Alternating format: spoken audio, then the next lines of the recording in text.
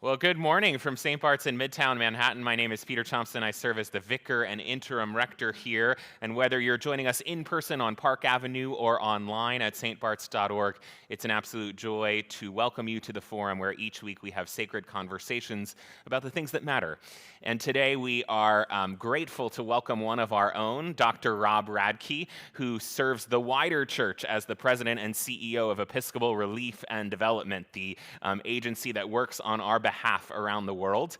He has been serving in this role for 20 years. So congratulations, Rob. This is not your first time at the forum. You've been here in a variety of capacities, but we're grateful that you're back today to talk about foreign aid and how that is reshaping the landscape for ERD and others. Thank you, Peter. It's great to be here at my home parish. I last night was calculating that this is our 35th year.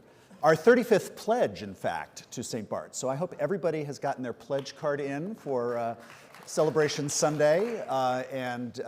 This is a wonderful parish that has formed me in many ways.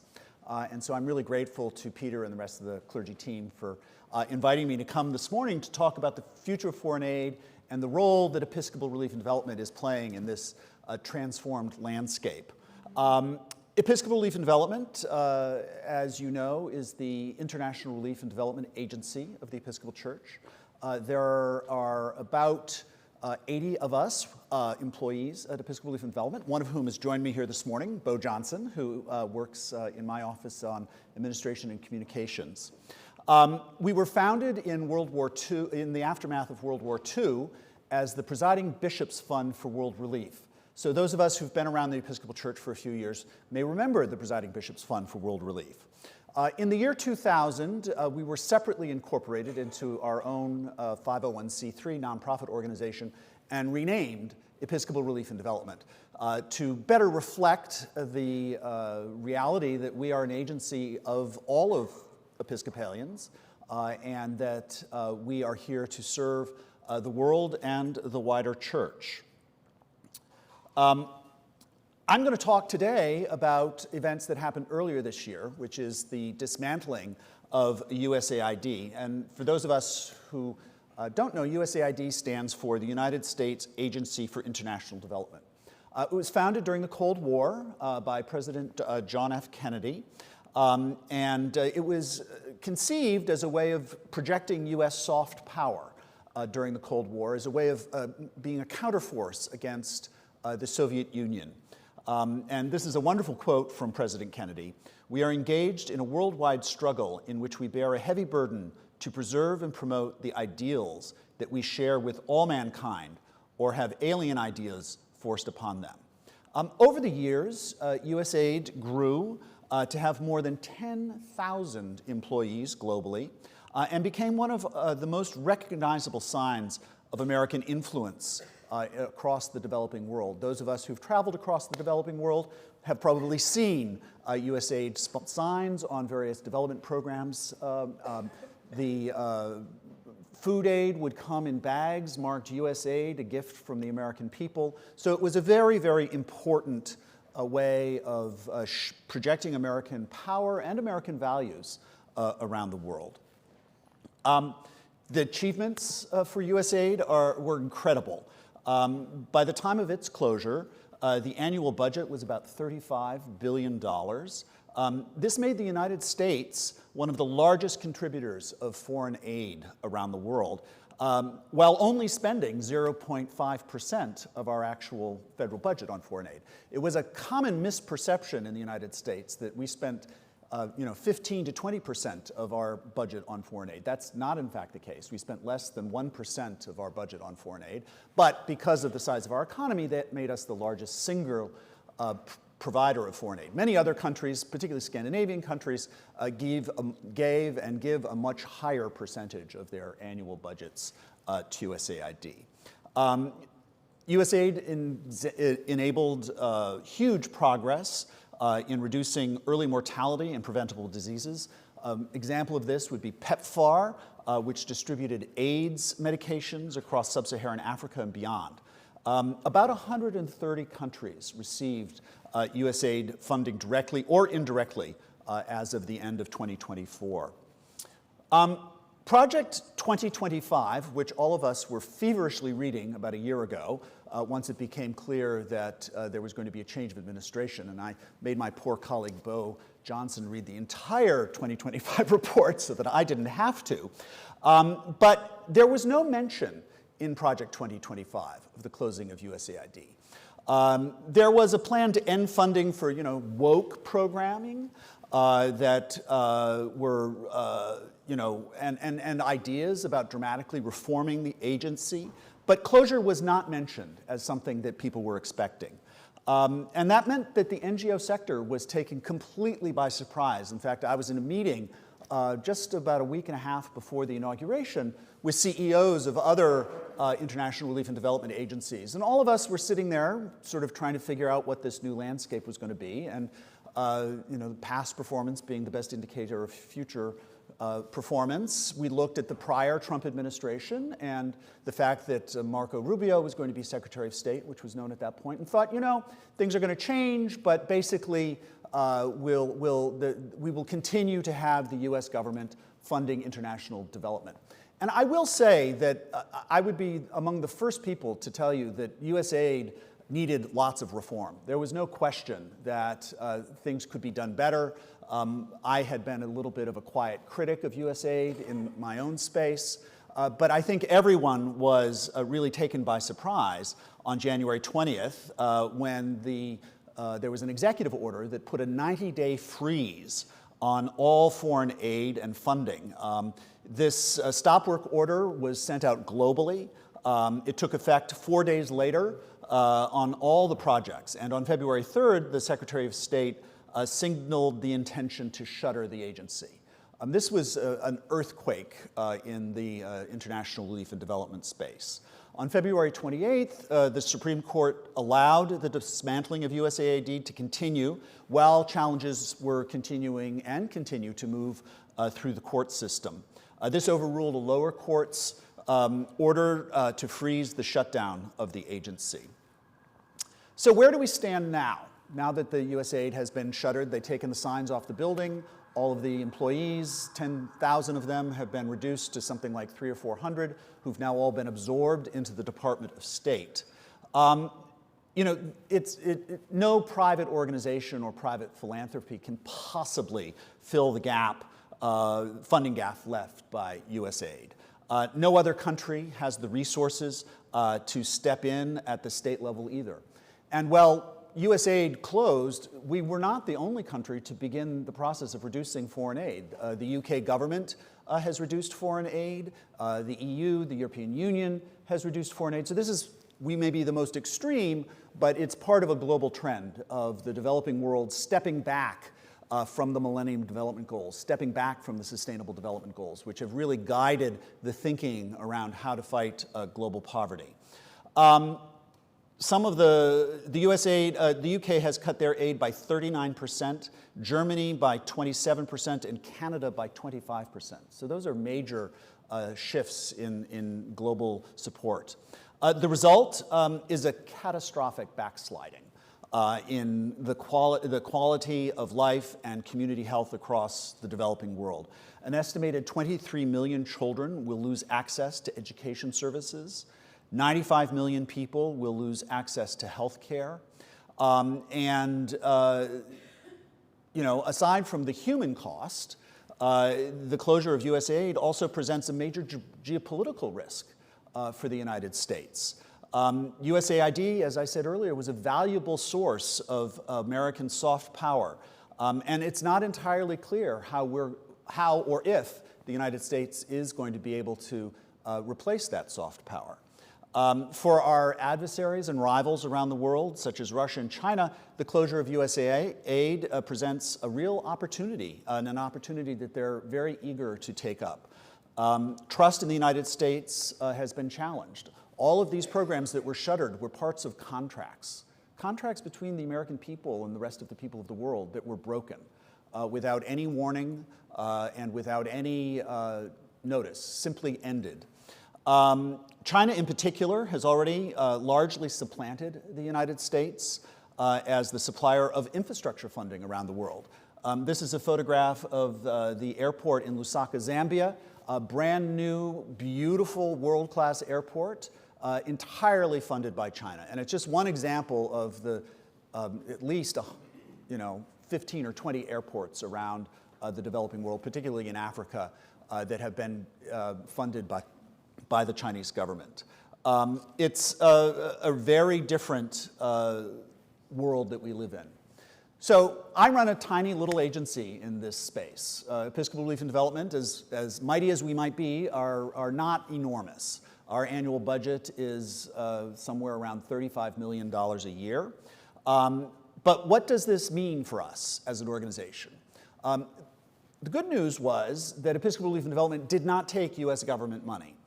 We were not dependent on USAID grants, and this is in contrast to many of our collaborating and peer organizations, some of which depended on the U.S. government for 80 or 90% of their annual budgets. So when the U.S. government pulls out in a situation like that, those organizations shrink, or in fact, many of them have collapsed. Our operations remain stable, and there's been no direct impact on the programs. We've been able to continue to do the work that we've committed to doing. However, there are many, many challenges. The entire ecosystem has changed. Our 4 programmatic priorities are focused on building climate resilience in the face of climate change, reducing gender-based violence, and early childhood development, along with responding to disasters. Uncertainty is very, very high, but we remain committed to these 4 key priorities. We just don't know what happens next, and I think that's the thing that everybody has to kind of acknowledge. It's unclear what's going to happen next. We, as I've said, cannot fill the vacuum left by the cessation of USAID. In February of this year, I was in Zambia. The original purpose of my trip was to visit our early childhood development programs that we do in partnership with the Zambian Anglican Council, or ZACOP. And it was happening just as USAID was being dismantled, this trip. We literally arrived in Lusaka to the headlines that USAID was going to be shuttered, and shuttered permanently. And on arrival, this created, as you would imagine, a lot of concern and anxiety around many parts of Africa, but particularly with our partners. When I arrived in Lusaka, the dean of the cathedral said, "Are you pulling out too?" Right? I mean, the fear being that this was part of an overall global rollback, both not of just government USAID support, but also independent philanthropic support like ours. I was able to assure him that no, it was not our intention to pull out. But what it speaks to is a diminishment in trust, just generally, around international engagement and international development organizations. In Zambia, 1/3 of their healthcare budget was provided directly or indirectly by USAID. And that's now gone. Many villages where we work, we were dependent upon USAID-funded health clinics. So for example, in an early childhood development program, we would provide the training and the expertise and some of the commodities necessary for ensuring that children in the 0 to 3 cohort have a successful start to life, but we would be dependent on the local health clinic to provide vaccinations. That's gone. So we're now having to figure out ways of filling that gap if it can be filled. And indeed, many of these clinics are simply just shutting down. What are our priorities now? Episcopal Relief and Development's work has not stopped, and it's not going to stop.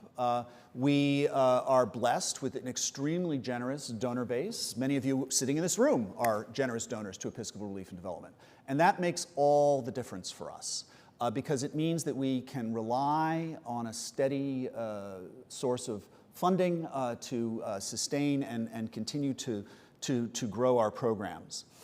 The other thing that's, I think, unique about Episcopal Relief and Development is that we use what's called an asset-based community development model, ABCD, asset-based community development, which puts the emphasis on local leadership and local resource mobilization to sustain programs. Localization in general, and that method of localization where the local communities are in the lead, make our programs much more sustainable and scalable over time. So, despite all of the disruption in the sector as a whole, we are able to, continue to do the work because we have relied not on outside government assistance, but internally led local community and particularly faith leadership to ensure that these programs will continue to thrive. Our partners trust us, they know us. The church has been around for coming on 2,000 years. We are part of that legacy, and that gives us a lot of entree, but also a lot of trust in the local communities. And so it's really important that Episcopal Relief and Development not betray that trust. Thus, the dean's question when we arrived in Lusaka, were we going to be pulling out along with the rest of the U.S. support for this kind of work? I was able to reassure him that we were not. We remain a strong organization, but the catastrophic environment in which we now find ourselves is posing very, very serious threats to the organization. So I will stop there. I turn it back to Peter. Thank you. All right, thank you so much, Rob. And we have plenty of time for your questions. So if you're here in the room, you can raise your hand. Suzanne Vorster is in the back. She will come around with a question card. She'll collect those and bring them up. If you're joining us online, you can type your questions into the live chat on YouTube, the comments on Facebook, or email me, pthompson@stbarts.org. Rob, as these questions come in, I wonder if you can talk about the mood in the larger space among your colleagues. How are folks feeling? How are they coping? And how are they seeing a future perhaps past this administration? That's a great question. When it initially happened, fear. A lot of what happened was done in a very it was obviously destructive, but it was also done in a very cruel way. A lot of the reputations of the organizations and the people who work on this issue were attacked by the people who were taking apart USAID, particularly DOGE. Lutheran Family Services was accused of being a money laundering organization. I said, have you ever met a Lutheran? I mean, it was just ridiculous. But that made us all feel very much targeted, that we could, that individuals who work in our space, were suddenly, who have done this selflessly, who have done this as a way of serving the world, could have their reputations attacked and impugned. So there was, I think, initially a lot of fear at that point. That fear has subsided somewhat, but this is a very capricious administration, and there could be some event that triggers another attack on the sector. I will defer to my colleague Bo on how Episcopal Relief and Development staff felt in the moment. I think, speaking just for myself, fearful, but also determined. I don't know, Bo, what did our colleagues think when all of this was happening? I think fearful is the right word. There was just a lot of uncertainty about what was coming, and it all felt very haphazard. I'm not sure specifically with NGOs like ours, but there was a general trend that you may have seen in the news of the... But we have a mic so the folks online can hear you. You may have seen in the news there was a couple incidences with the administration where they would ban something that they had clearly just used like Command F to find like a certain word or some, and that ended up canceling something that maybe shouldn't have been canceled. There was a lot of fear, like even us being like accidentally being brought into it. We scrubbed our website. We removed all language related to gender. Work that we were doing with LGBTQ communities. We continue to do all that work. But we dialed back our public visibility on stuff. A lot of people scrubbed their LinkedIn profiles to protect themselves from the potential of being attacked in that space. Yeah, I'll stop there. All right. We have a lot of questions, so we'll try to get to Good. all of them. Some of the questions address partner agencies that you may be working with to fill the gap. Mm-hmm. First, someone wonders about other Anglicans, and I know that you've been very active in those partnerships. So yes, the Anglican Communion and the agencies of the Anglican Communion are our primary partners. So as I said, we work with the Zambian Anglican Council in Zambia. We work with, I've just come back from Australia, where one of our partners, the Anglican Board of Mission, is a major partner for us in programs in the South Pacific. We collaborate extensively with, alongside HOPE, which is the Canadian agency. We're part of something called the Anglican Alliance, which is a global alliance of organizations that in the Anglican Communion that support this work. So our Anglican partners and friends, are essential partners for us in the carrying out of this work. Someone else asks about partners in Africa, and if you can talk a little more about your work in Africa specifically. Yeah, I would say about half of Episcopal Relief and Development's programs are in Africa. If you divide it between North America, Latin America, and Asia. Our work in Africa follows the footprint of the former British Empire. We work primarily with, as I said, Anglican partners, which descend from former colonial churches, the Church of England. We do a range of programs. All of our program priorities are carried out in Africa, so responding to climate-related disasters, so floods, famines, things like that. Our Integrated Early Childhood Development Program, which is really one of our flagship programs, is centered in Africa. We're in the midst of scaling that program up. We've had a very strong and long-lasting partnership with the Conrad and Hilton Foundation for that work. We, at the end of last year, received a major grant from a private philanthropist to scale up our work to reduce violence against women and girls, and helping farmers, of course, sustain life on their small farms in the face of climate crisis. Question about how Episcopal Relief and Development is supported. Do Episcopal dioceses contribute? To what extent? So Episcopal Relief and Development, I would say, changes year to year, but between 70 and 80% of our budget comes from people just like you. They buy a gift out of Gifts for Life. Great setup for this, which is our holiday gift catalog, for example. Or they send us a monthly donation. We have a whole core of monthly donors. So individuals send us donations. We get donations from churches. So if there's a major disaster, for example, often a church will do an offering and say, we're supporting Episcopal Relief and Development's response to the hurricane or to the wildfire or whatever it might be. They collect the donations, they send us a check. Sometimes churches have big outreach committees. So we'll make an application to the outreach committee, we'll get a donation from them. A diocese also do support us. So yes, throughout the Episcopal Church we get support. And as I said, it varies, but it's between 70 and 80% of our budget every year. The other 20 to 30% is from foundations, organizations like the Hilton Foundation, the Gates Foundation. Some of the UN agencies have supported us in the past. Excuse me, we have a strong relationship with Islamic Relief USA, which is our one of our counterpart organizations for the Islamic faith. They collaborate with us and support our work to reduce gender-based violence.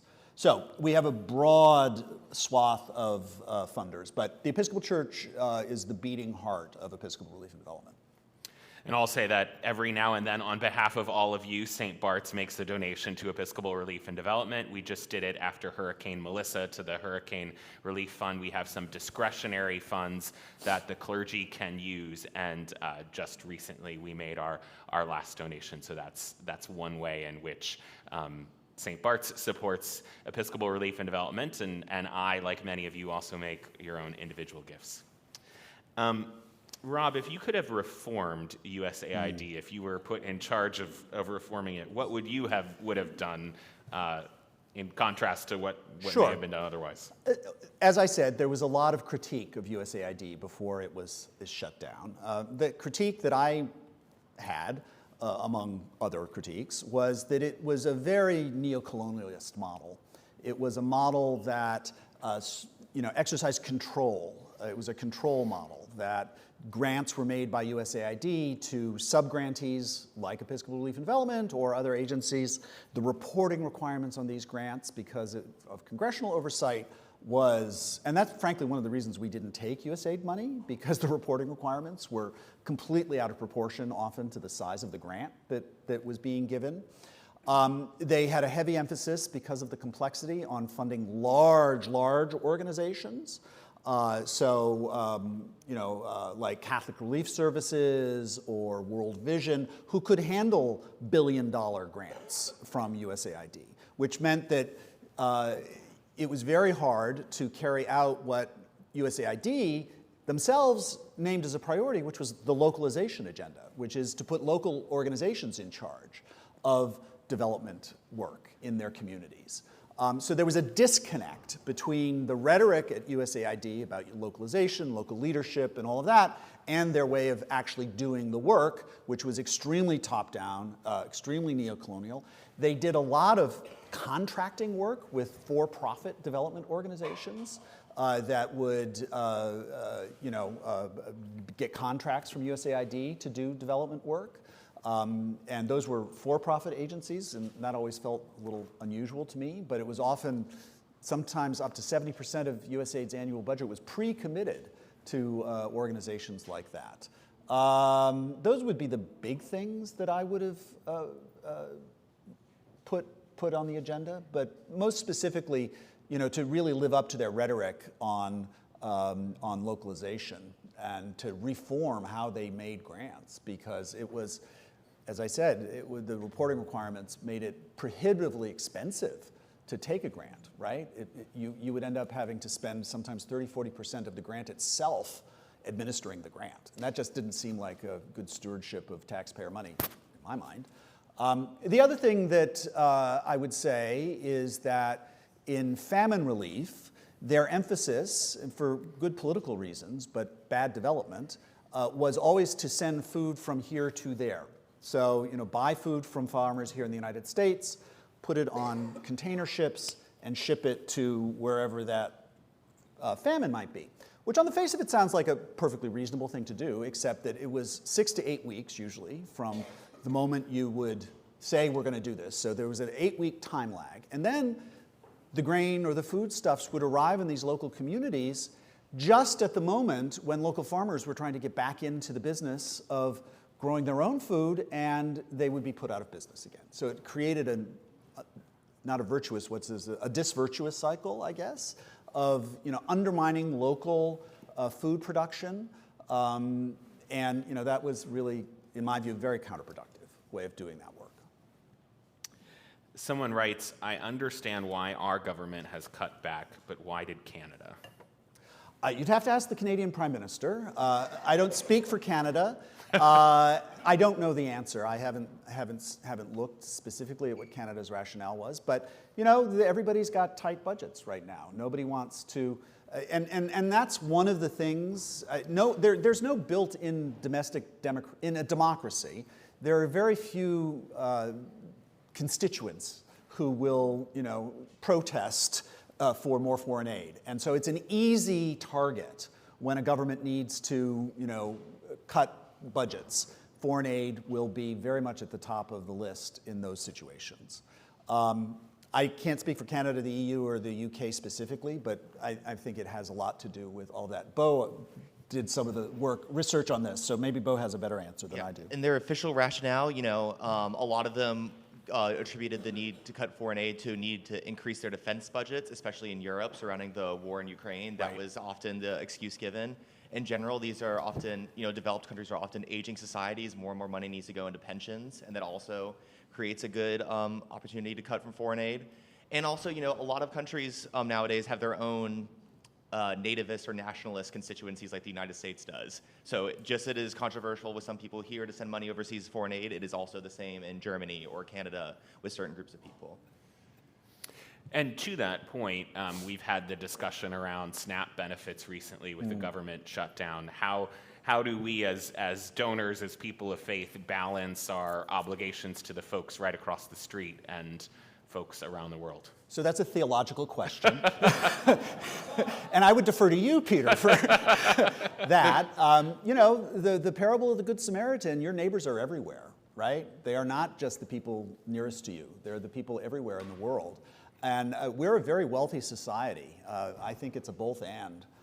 It's a question of what choices and priorities we are making, right? And We have enough wealth to do both, and to do both generously. Applause. Rob, you spoke a bit about the soft power component of international aid. Can you talk about how the dynamics are shifting with China and Russia being more involved, and what are China and Russia's interests in supporting these countries? I think their interests are multifaceted. A lot of these countries, particularly in Africa and in South America, have very, very valuable minerals, oil reserves, and often when China builds you an airport, they've done it on a loan that is secured by the rights to the minerals that are under your soil. So it's not benevolent necessarily. It's about gaining power and influence over natural resources in a lot of cases. China is the one that I've studied more closely, just because of my own personal interests, and it's much more visible. The Russian influence is less visible. They tend to be more engaged in the military and some of the civil unrest, and sending mercenaries to back certain sections, certain sectors of societies that are and destabilize them and exercise influence that way. Someone wonders, you spoke about the importance of local control of programs, local influence over how the money is spent. What do you do to prevent corruption, handing over a lot of the input to local partners? I can speak only for Episcopal Youth and Development, but we have very, very rigorous monitoring evaluation. We have eyes on it. I won't say that corruption doesn't happen. Absolutely does happen. The church is not immune from corruption. But in general, we find that there's a very, very high level of accountability that people take on when they're doing this work through the church. They're motivated to do it because of their call as Christians. We check, right? We require audits of all of the programs over a certain financial threshold. We do extensive due diligence with all of the partners if we're going to enter into a multi-year high-value contract or memorandum of understanding. We're required when we send money overseas to do, because of U.S. Government regulations, all sorts of vetting of the boards of directors and the senior staff of all of our partner agencies. So there's a lot that goes on to mitigate the risk. You can never eliminate, but to mitigate the risk of corruption. So we still have a few minutes for your questions. If you do have questions, continue to submit them. Rob, to the extent that you're aware, can you talk about how things are shifting in the HIV/AIDS realm? That was a realm in which American money was very important.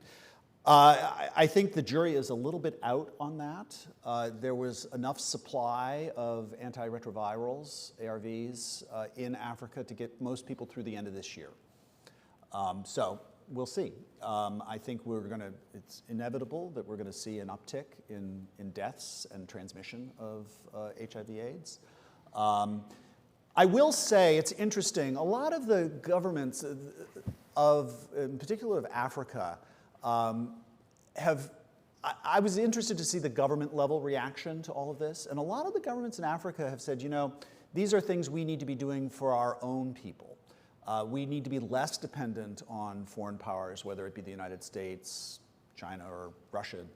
And so I'm hopeful that we can continue to, that governments in Africa will step up and work on this issue. I don't know that they'll be able to fill the void of PEPFAR. PEPFAR is currently in the proposed budget. I mean, we did maintain some of the support over the summer. So it wouldn't be fair to say that all foreign aid has been eliminated. PEPFAR is still part of the U.S. federal government budget. admittedly not at the same level as before. So I think we can be cautiously hopeful on that issue. Okay. Without being recklessly hopeful. You punted the theological question back to me, but I'm wondering if you can speak a little bit about the religious, spiritual underpinning of your work. What sustains you and your staff and partners from a religious perspective? So I'll speak for myself because Episcopal Relief and Development staff is very diverse. We have people of all faiths and no faiths. So I can't speak for the whole staff, and when I'm done answering the question, I'll toss it to my colleague Bo to give his perspective as well. I mean, for me, it really comes down to the baptismal covenant, right? I mean, it's respect the dignity of every human being. It's not really any more complicated than that.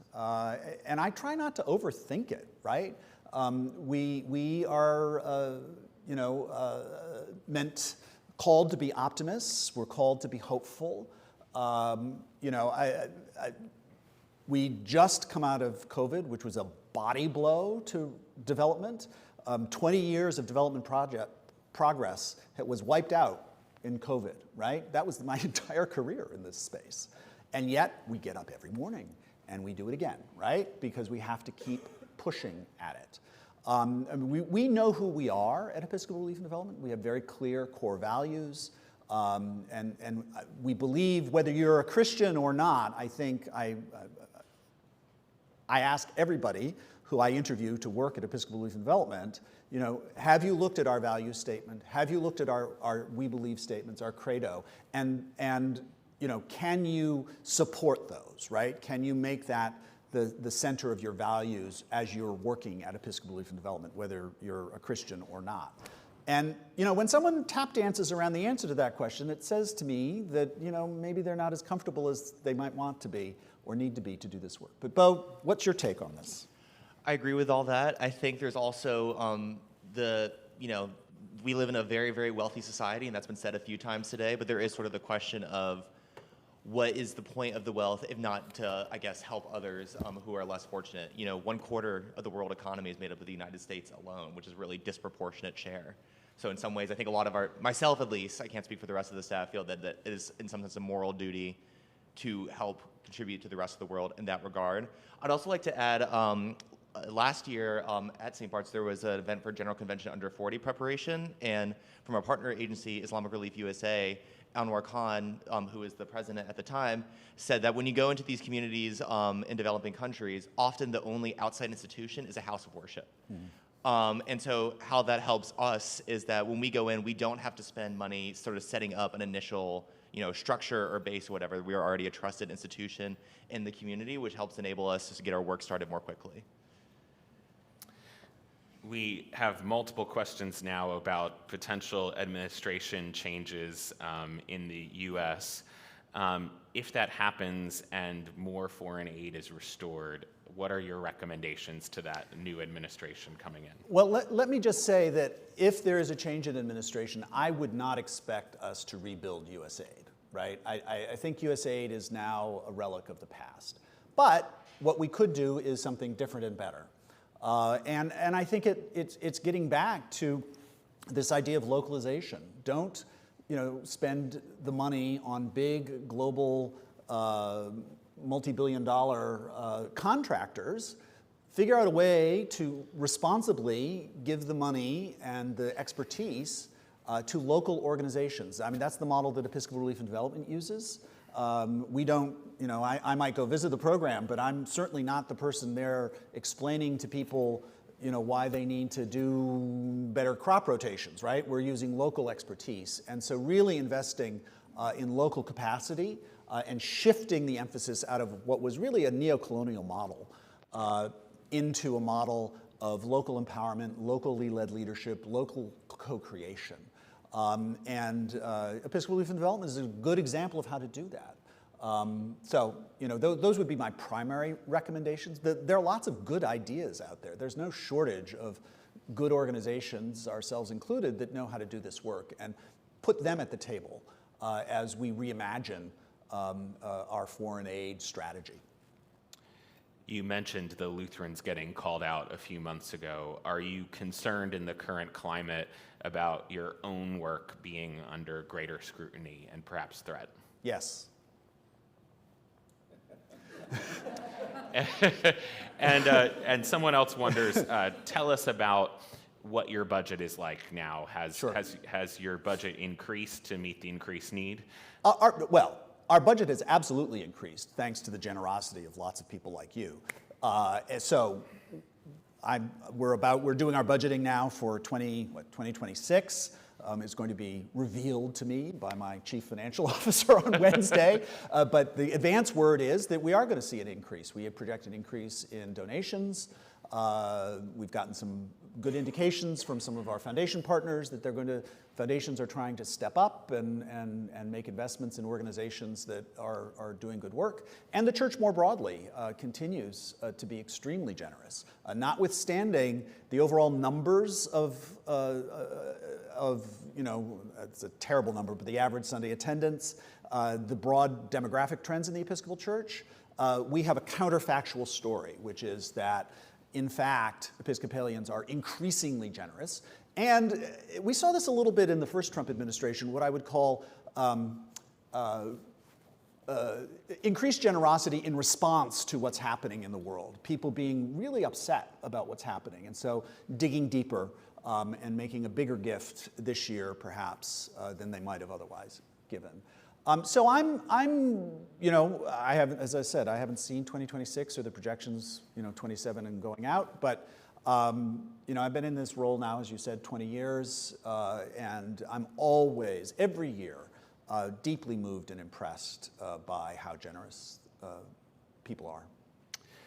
We've talked about geopolitics and the politics of the secular world. There's also a lot of political developments right now in the Anglican Communion. Mm-hmm. We have an Archbishop of Canterbury designate, which we'll talk about in a few weeks, and that seems to have shaken something in terms of global Anglican relations. Since some of those folks are your partners, I wonder if you can talk a little bit about how that affects your work. So I work very hard to make sure it doesn't impact our work.